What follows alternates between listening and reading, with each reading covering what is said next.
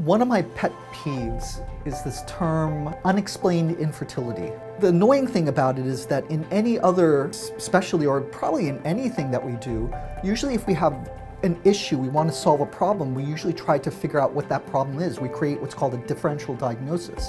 And by taking this differential diagnosis, what we're trying to do is we're trying to figure out the problems and narrow it down, but for some reason it's not being done in our fertility world. So what I'd like to do here today is I'd like to figure out how to create differential and how to explain your infertility.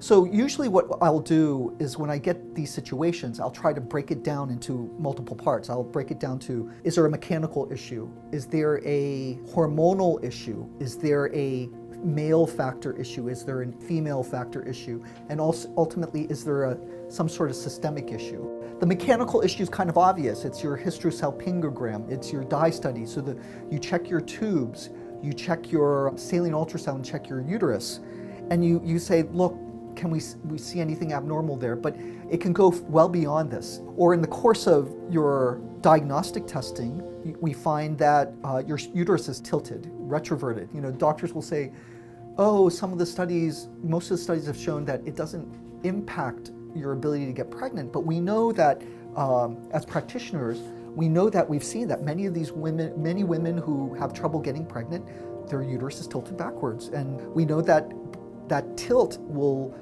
distort how the fallopian tubes are catching that egg and may make it much more difficult. So you have to keep that in mind when you're trying to make a treatment option. Hormonal, look at the cycle. You know, most of the doctors will say your cycle is normal, it's regular, but your cycle is short. You know, if you're having a 25-day cycle, we have to be worried about, are you producing enough hormones in your luteal phase to support a pregnancy? Or the opposite, are you ovulating too early? If you're ovulating too early, this could be a sign of diminished ovarian reserve.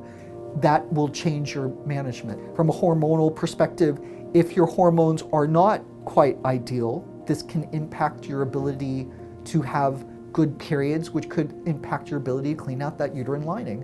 Male factor, it's not unusual that many men will have these small varicoceles or small pouches causing poor morphology because they retain old sperm, affecting new sperm.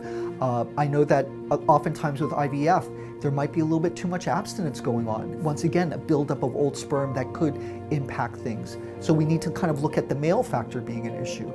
Female egg quality could be an issue, but typically it's something that impacts women in their 40s.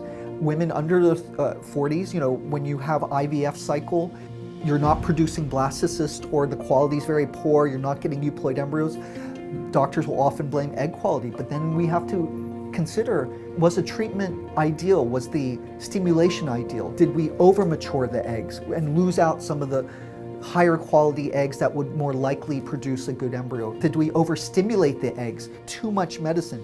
It's like overwatering and over fertilizing plants and damaging your eggs. And then in the case of a systemic issue, things like stress, anxiety, illness, even though they may not be the main reason why you're not getting pregnant, they could be a role in why it's becoming more difficult to get pregnant.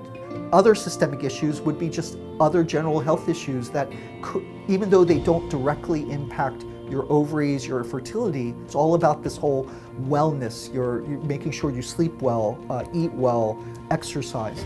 Last thing about systemic issues is we worry about immune system.